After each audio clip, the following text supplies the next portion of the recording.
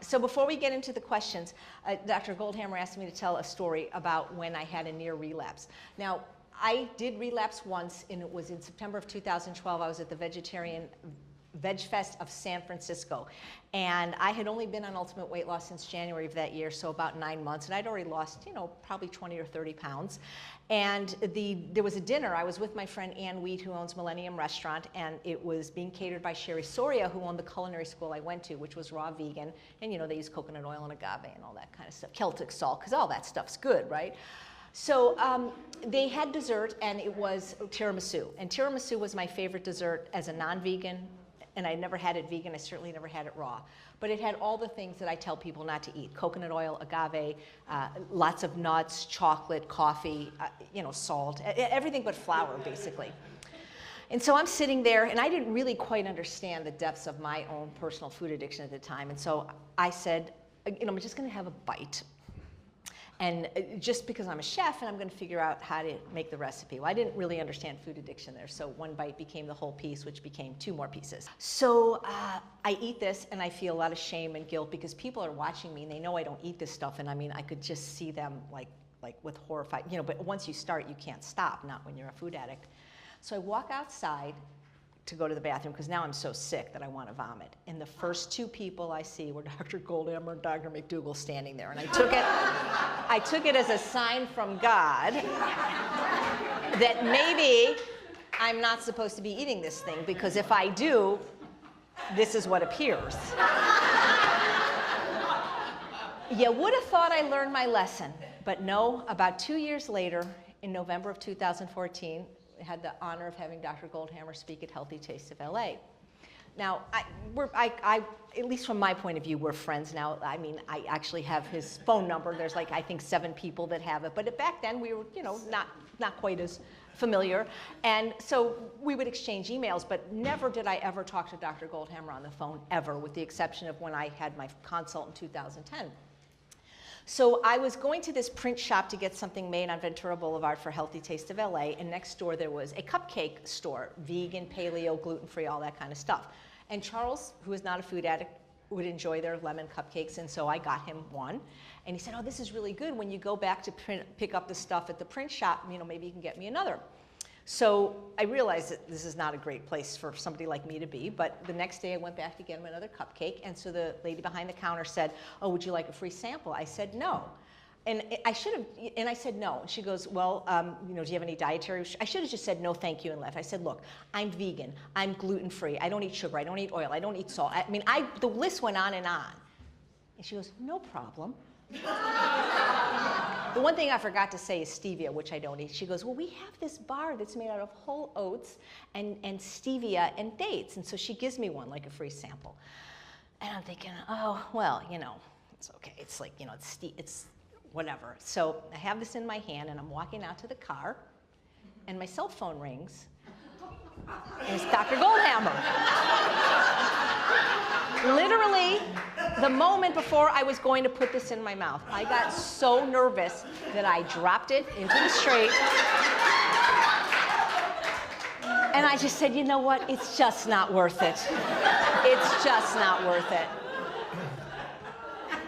But it's a great thing to have his face to remember how to be compliant. I have a picture, and I'm sorry, I didn't bring my wallet, I'll bring it tomorrow. There's a picture of him that actually somebody named Paul in Sacramento asked you to take, where he's going like this, looking really stern. And we make copies, and we hand it out to the people in the live program. And you put it on your refrigerator. It's a deterrent. It's a deterrent, and I actually keep one in my wallet. But what I actually have created, which is even better, is every time I think I'm going to eat something, and I can't call Dr. Goldhamer and say, should I had this bobblehead created in his likeness. The thing is, it only says no. So when I say, should I have this? So this is all I have to do is just ask little Goldhamer. It's always going to say no, and this is one of the tools that helps increase compliance. Now, one of the things Dr. Goldhamer says when people complain to him, they can't lose weight, they can't do, if you've heard me interview him on the teleclass, he often says, because, you know, he's very gentle, kind, compassionate, empathetic, right? That's his personality, sensitive. So a lot of times he'll say, suck it up. So we had made these little headbands When you're complaining, just remember, suck it up, right? Now, I have a little tool that I think you're going to really like, because you don't have any trouble saying this, but you know, we have a lot of people-pleasing, agreeable people here, also known as women. You're going to be hearing a lecture on this. So I found this device that they can actually use, because you know, it is, not for you, but for some of us women, it's hard to say no. So with this, I said no. So when you're says, listen, would you like this cake? I made it just for you. No. Would you guys like to go out to a restaurant? No. How about having some of this? Yeah, no. So I have found that especially for women, this is invaluable. Now, if none of that works, this is the only thing you can do. You've taken out the pen, you've told them to suck it up, you've used your Goldhamer bobblehead. If you get pressure from family or friends, this is the only trick you have left.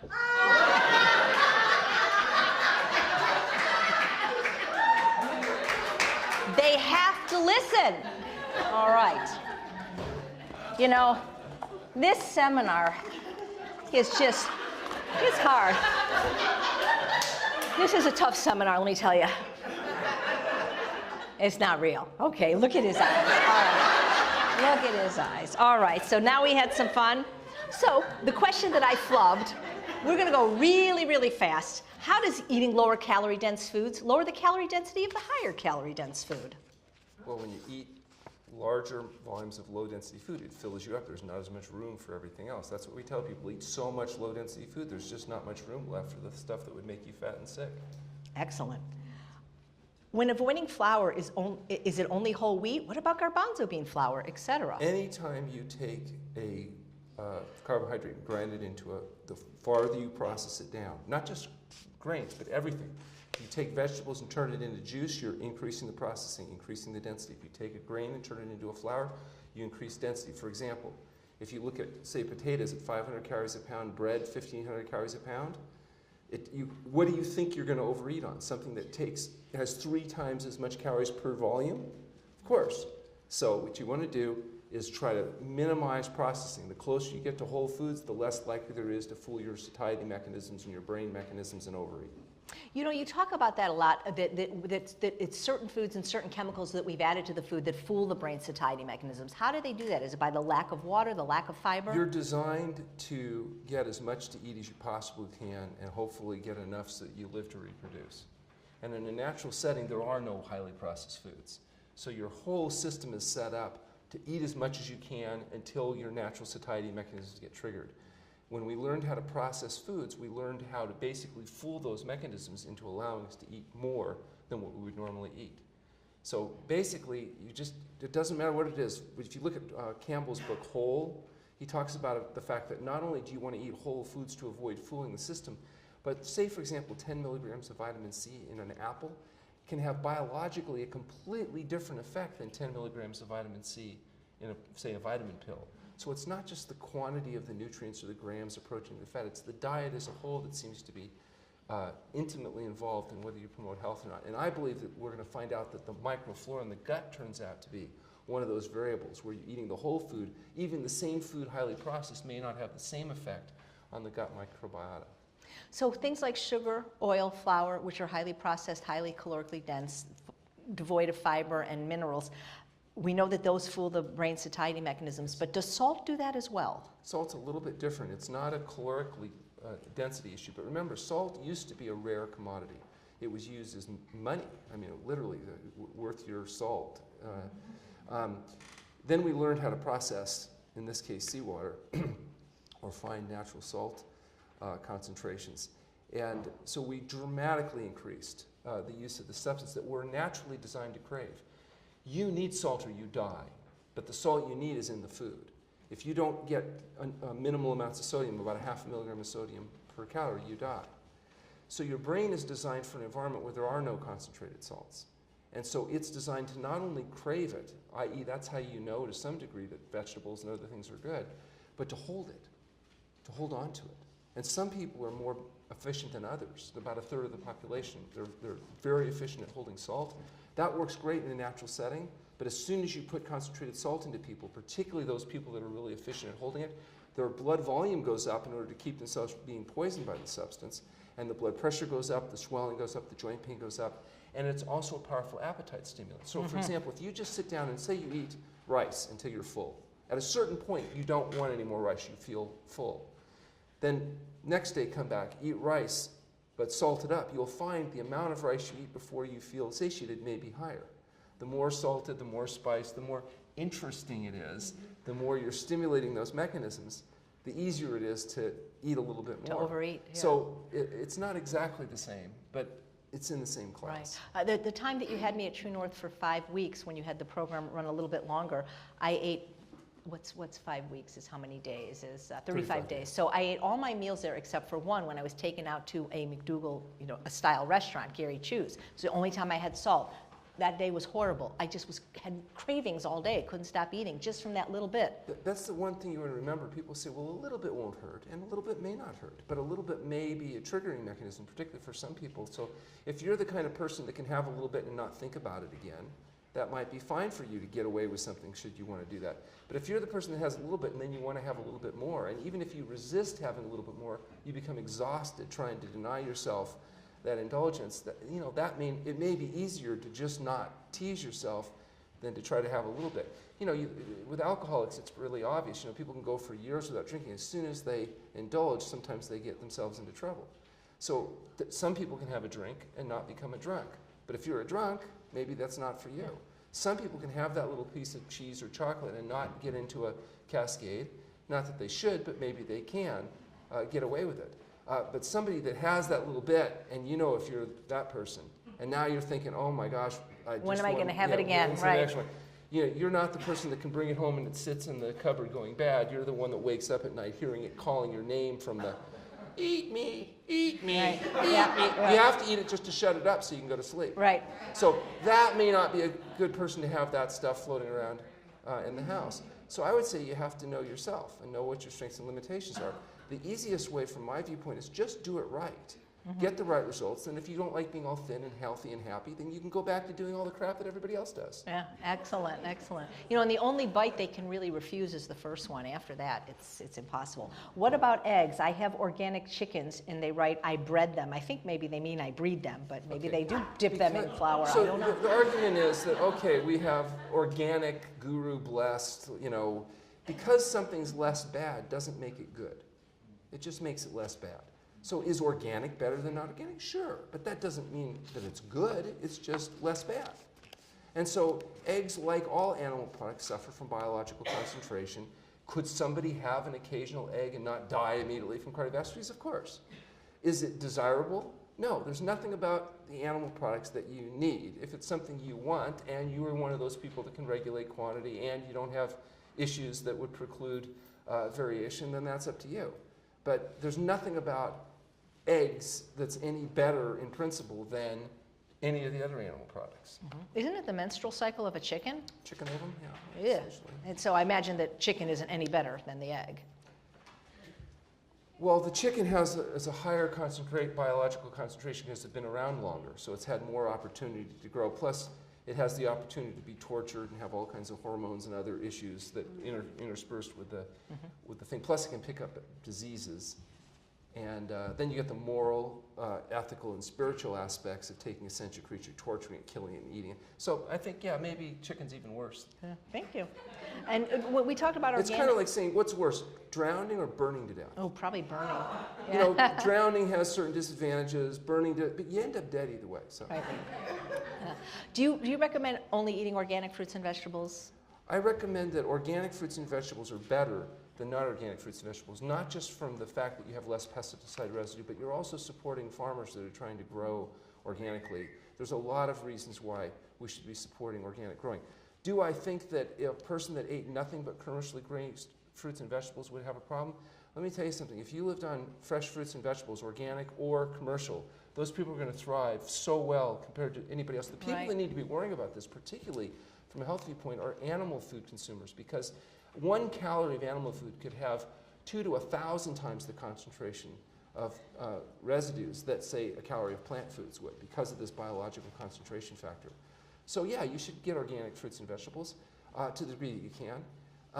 But I don't think that commercial fruits and vegetables are even in the same area of comparison to eating highly processed refined carbohydrates or animal foods. Great. So I wouldn't say that you can't be healthy and eat conventionally raised fruits and vegetables, but clearly it would be desirable to focus on organic. Great. Do you recommend taking probiotics? I recommend establishing a normal gut microbiota, and that means diet, sleep, exercise, and if appropriate, fasting. Are there times where probiotics may be helpful? Possibly. There is some evidence that people that have been treated with antibiotics and other things that have got serious gut dysbiosis can get symptomatic improvement with the appropriate use of antibiotics. I don't think it's clear yet how effective it is. What we do know is the gut microbiota is important, and the best way to do that is to control what you put in your mouth. Great. How much sleep do you recommend? I believe Dr. McDougall recommends sleep deprivation for some people. Well, sleep is one of our most important activities. If you're fatigued, by definition, that means you didn't get the quality or the quantity of sleep you need in order to sustain optimum health. You go to bed exhausted, you wake up refreshed. It's not what you ate. It's the processes of converting ADP to ATP and all the neurochemical changes that occur in particularly non-REM deep sleep. The anabolic cascade of hormones associated with healing gets stimulated by sleep. If you don't sleep, immune system suppression occurs. You become fatigued, irritable. Your cognitive capacities are diminished. Now, some people have trouble falling asleep. Some people have trouble staying asleep. All of these can often be addressed with things like a good diet, good eating habits, that is time of eat, not eating right before you go to bed, exercise, stress management techniques. And sometimes if you have emotional issues, you could even resort to doing something really desperate, like seeing somebody like Dr. Lyle for cognitive behavioral therapy. And I'll deny admitting this if you tell them, but that kind of therapeutic intervention can actually be really helpful for people at giving them a different perspective. You know, he talks about behavioral cognitive therapy as like if you were in an elevator and somebody behind you was poking you in the back with a sharp stick, you might turn around with anger. But then if you saw it was a blind person that was just trying to figure out where they were, you still would get out of the way, but you wouldn't necessarily be angry because you realize the person is doing the best they can. And he describes cognitive behavioral therapy in some cases as giving a person a perspective on why the things that are happening, what's motivating other people's behavior, and most importantly, what you can do to manipulate them to get them to leave you the hell alone. So that's the part I like about it. But so that stuff seems to work really well. You may not always be able to change all the stresses in your life, but you may change how you relate to those. And that's what, from my viewpoint, what therapists can sometimes help you do. And it seems to make a big difference for some people. Terrific. If you crave sugar like cookies, what is missing in your diet?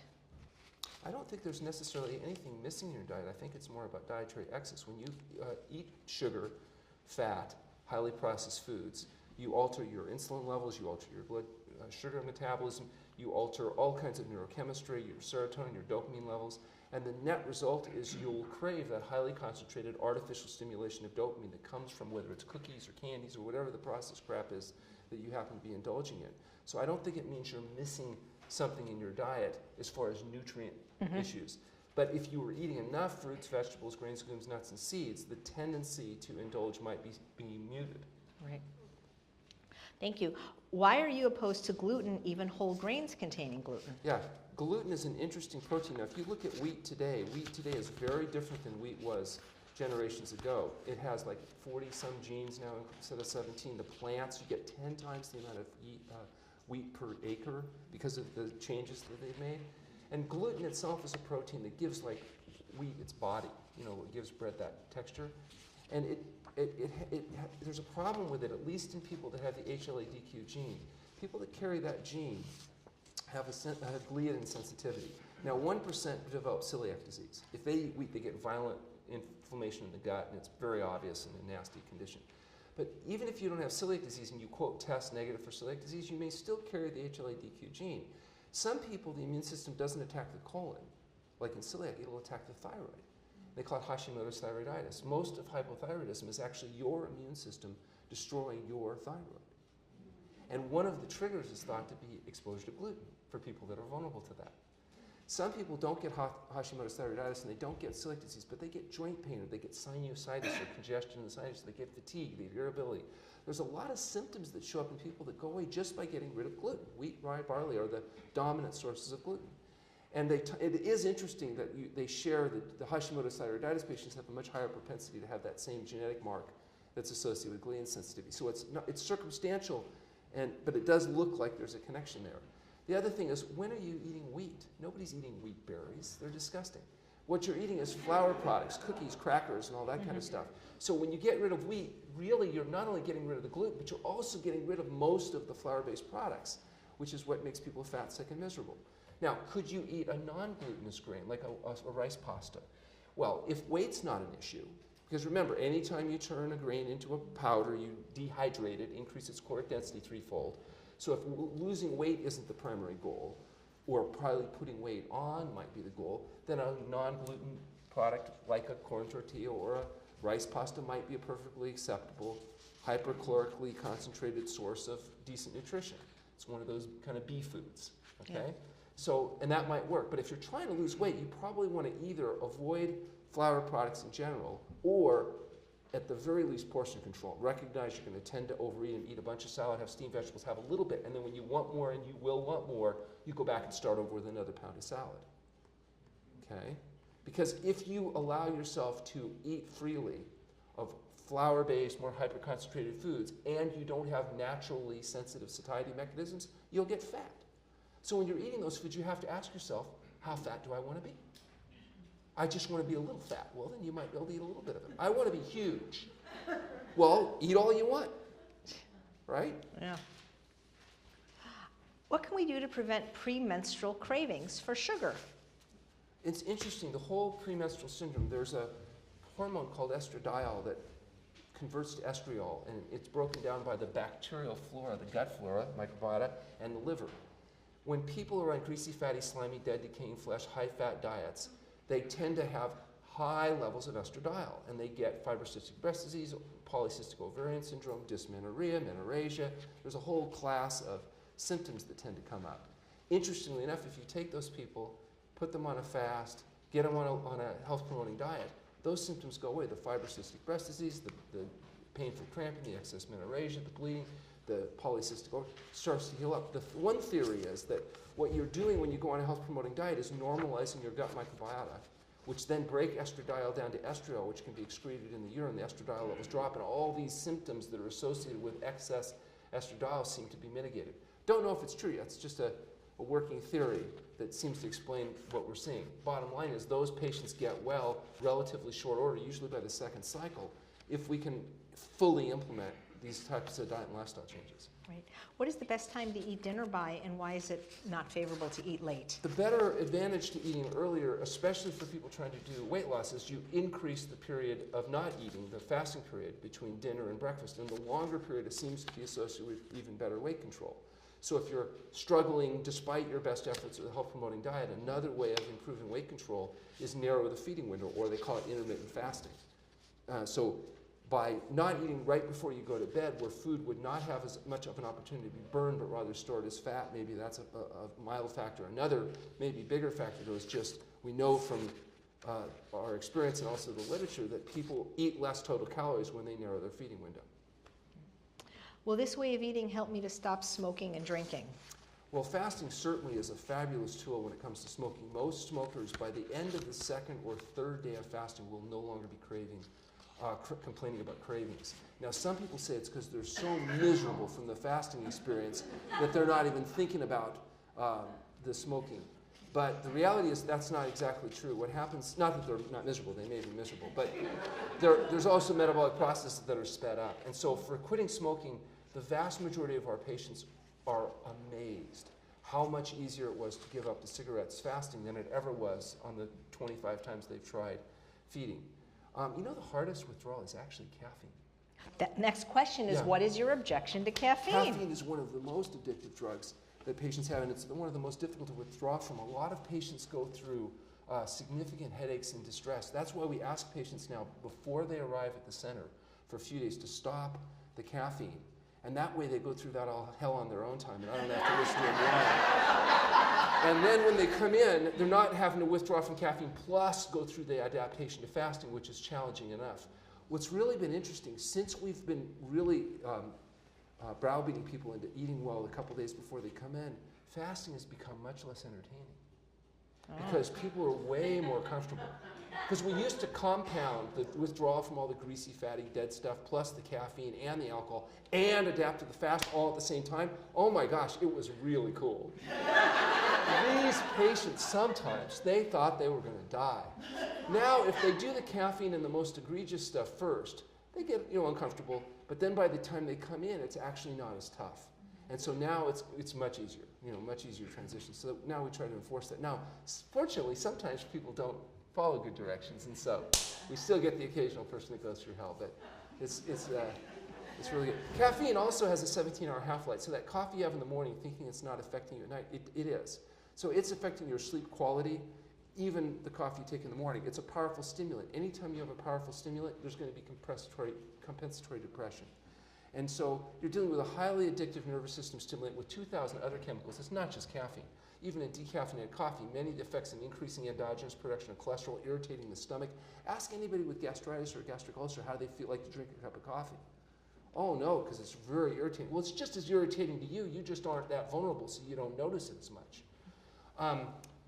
So it's nasty and it shouldn't be used. It's not. It doesn't really affect weight gain or weight loss, though, does it? Indirectly, well, probably not directly. It doesn't. There's no calories. It might even slightly reduce weight because of the artificial stimulation of the But if it system. impairs sleep, but overall it affects the quality of health. And the truth is, our really focus should be how can we get healthier so we can be happier, not necessarily what's the very shortest term way to lose the weight. It's just like in athletics. Some things that you do to enhance athletic performance don't promote health.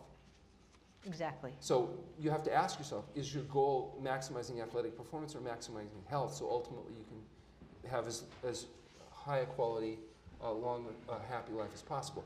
If your role is to maximize athletic performance, well then you just inject steroids and do all the stuff that makes you, and do that, and then get really small testicles and die at 52 from cardiovascular disease. But if your goal is to live healthy till you die, kind of thing, then you might make different decisions. Well, in the Ultimate Weight Loss Program, we want people to help them with all their addictions. And like you say, caffeine is one of the toughest ones to overcome. This is an interesting question. If we eat dehydrated foods, which I had mentioned are not favorable for weight loss, but drink them with water, will it prevent overeating? Actually, it doesn't quite work that way. I wish it did, because that would make it easy. If you fully rehydrate foods, you would probably get less of an effect than when you don't. But the reality is even dehydrated foods that are rehydrated still have gone through a process that increases their impact in terms of blood sugar levels and other stuff. So it doesn't mean you can't ever have dried food, dehydrated food, particularly if we're talking about dried vegetable-based materials rather than dried fruits. And they can be useful for various textures and flavors and cooking and all that kind of stuff. But just remember, the farther you process food, the higher the vulnerability is to weight control issues and health compromising issues. So if you can eat those foods and you're achieving your 2 pounds a week weight loss to optimum weight and you're maintaining energy and you have good values, you may be able to have a lot more flexibility. But if you're the person that despite doing the right things isn't getting success, I know why you're not getting success. You're not a violation of the laws of physics or thermodynamics. It's that you're being too flexible compared to what you have to be for your genetics. Okay? So you can say that you're better than everybody else, and I'm going to say what? So what? Tough. Suck it up. You can't change your genes. What you can change is your behavior. And do you have to, I already told you, women as a whole have to work twice as hard for half the results. So, what are you going to do? We should just have more of these printed so that when you want to tell people to suck it up. All the empathy and stuff in deference to Dr. Lyle, who might argue with me on this, but you can be all, listen, he taught me how to do empathy, okay? I learned the procedure. Yeah. Like I'm working as a chiropractor, sometimes some of the things I have to do are uncomfortable to people. So what you do is you express genuine concern. You do this, you go, there. Wow. Now listen, I've tried it, it doesn't work. He says I do it wrong. Psychologist. Yeah. Can a person who is hypothyroid ever lose weight? Yeah, they just have to work a lot harder than the person that doesn't have hypothyroidism. Because, you know, they don't have that extra flexibility because they've got a lower metabolic rate. What can a hypothyroid person do? First of all, you try to normalize thyroid function. By getting off the gluten and the greasy, fatty, slimy, decaying flesh and all the stuff that goes along, they can begin doing things like exercise to increase their function. They can make sure they're getting enough sleep, okay? And of course, what's one of the things that helps increase sleep? Sex? Exercise. Oh. And, well, exercise or healthful activities. Also, a healthy diet and good diet habits. People sleep better typically if they're not eating right before they go to bed, that kind of thing. And reduce your stress. You know, we talk about the way you're supposed to live is like this. First, you make sure you get enough sleep so you have good energy, so you have the energy to exercise and eat well. Okay? Then, if you've done all those things and there's any time left, well, then you can go to work. But if possible, find a job that's life-enhancing, doing something worthwhile that you feel good about, you know? Rather than driving 2 hours a day to a job you hate, working with people you despise to make things you don't believe in, to make money you don't need, because you think you're unhappy because you have a short-term pleasure-seeking, self-indulgent behavior deficiency. Exactly. How do you feel about Diet Coke and artificial sweeteners? Well, it turns out that artificial sweeteners and Diet Coke don't help with weight loss. In fact, they hurt. In every study I've seen, the higher consumption of these diet drinks, the fatter people get. So I think what may be going on is, you know, you're stimulating those mechanisms of desire, but you're not satiating them. And so I think people end up eating more other calories, and it makes it actually worse, not better. Not to mention all the problems that come from these chemicals that you're putting in the body. So I would say you want to eliminate all of those factors. Wow. Potatoes and diabetes, too high on the glycemic index? Okay, look, if a person is diabetic, type 2 diabetic, they have insulin resistance. And it's true, some foods like fruit or white potatoes have a higher glycemic index than other fruits like starchy vegetables and sweet potatoes and other things. So short term, if you're trying to control blood sugar levels, we might restrict even a whole fruit or white potatoes or whatever, just to kind of bring short-term clinical control. Overall, though, you can eat potatoes, you can eat fruit within your body's capacity. As people recover, they often can reintroduce those factors in the diet and do well. The real issue, though, isn't saying the white potatoes are the problem. The problem is you're fat or you're sick, and you have to overcome that. And you do it with diet, sleep, and exercise. If it's not happening quick enough, you do medically supervised fasting, and then do the diet, sleep, and exercise. Are coffee substitutes okay, like Dandy or herbal substitutes? I don't think so. Because something's less bad doesn't make it good. And these processes are highly processed, often grain-based. They've got their own noxious agents. They may not be as bad. They may be way less bad. But that doesn't actually raise them to the level of good. Here's what I would say with beverages. If you can eat the plant whole, like peppermint, you can take peppermint leaves and chew on it. You don't get sick. And then you can probably drink the brew from its leaves without having great detriment, as long as you're not putting any bee vomit in there or cow pus or any other stuff in the, well, it is, you know, the FDA protects you against milk because it says you cannot sell milk or milk products that have more than 750,000 pus cells per cc. Thimbleful size, right? If it was more than that, it'd be like pure pus. People might object. So the idea is, now in fairness, does milk really have 750,000 pus cells per cc? No. The average milk only has 320,000 pus cells per cc, not even half the legal limit. So when you're thinking about milk products, what you really want to do is get an image in your head. Picture a cow with a festering wound and stick a straw into it and suck. That's the image you should have in mind. Good one. How long do the benefits of fasting last? In fact, I got one other thing. Dr. Lau taught me this too. He thought I have to be more open-minded and more flexible. And I'm working on it. So we decided, how can a person tell, what if they're out and they're not quite sure if that substance, that food, that product is something they should eat or not? They just don't know. There's a really simple way. What you do is you look at the substance, and then you close your minds and go inside yourself, and you ask yourself, do I really want and need this substance? And if the answer is truly yes, you know you can't have it.